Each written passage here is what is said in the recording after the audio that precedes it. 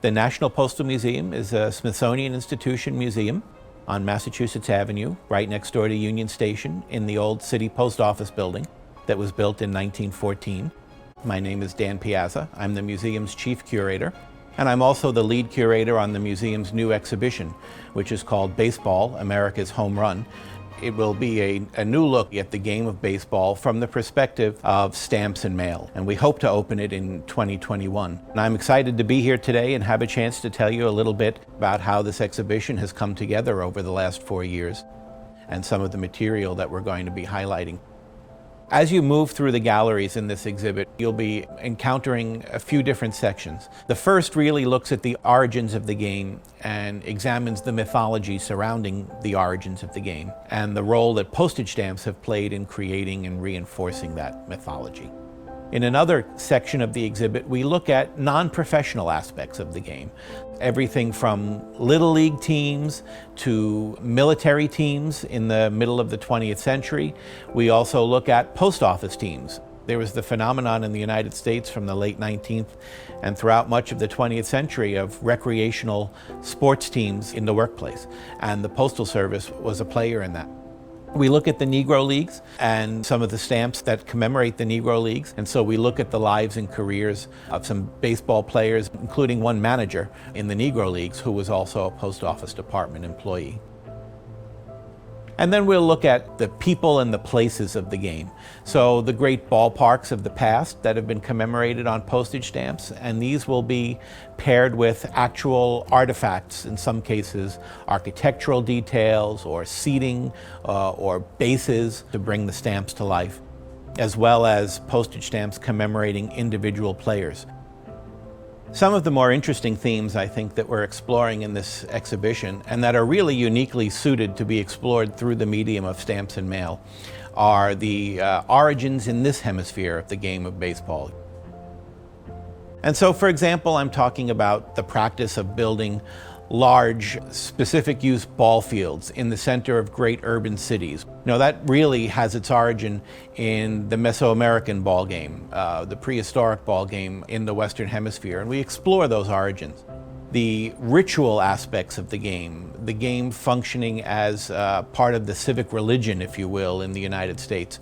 Those don't really have very clear or strong European antecedents, those aspects of the game. And I think really we need to look to the indigenous ball games in this hemisphere for those origins. And we explore those through a number of the stamps issued by Mexico and Central and Latin American countries that make this connection between the ancient ball games and the modern sport. The parts of this exhibit that really appeal to me explore this theme of how stamps help to create the public narrative or the public's memory of a particular topic, in this case, baseball. So, for example, in 1939, the United States issued its first baseball postage stamp. And that was for the centennial of the invention of baseball, right? This is the old Abner Doubleday created baseball at Cooperstown story. It's not a particularly rare stamp, it's actually a fairly common stamp, but it was issued in the millions of copies, and because it's not rare, played a very large role in cementing the public's view that baseball was invented in upstate New York in the 1830s. In 1969, a postage stamp was issued for the centenary of professional baseball. This is a reference to the Cincinnati Red Stockings, who were the first openly professional or paid baseball team. But of course, there were a lot of professional players before that. They were paid under the table or through no-show jobs. So professional baseball existed long before 1869, but we associate the year partially because of that centennial and the stamps that were issued then.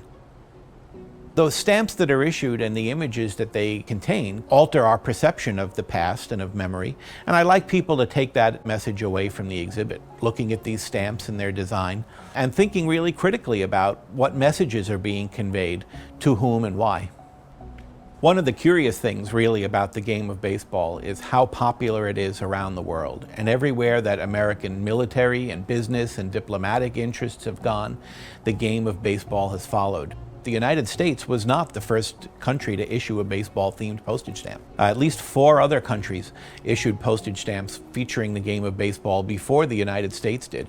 They were all countries that had deep military and economic business ties to the United States.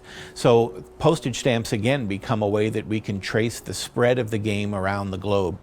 A special effort that we're making in this exhibit is to take the stamps that we're showing and place them in a larger context by borrowing memorabilia and souvenirs of the game from a number of places.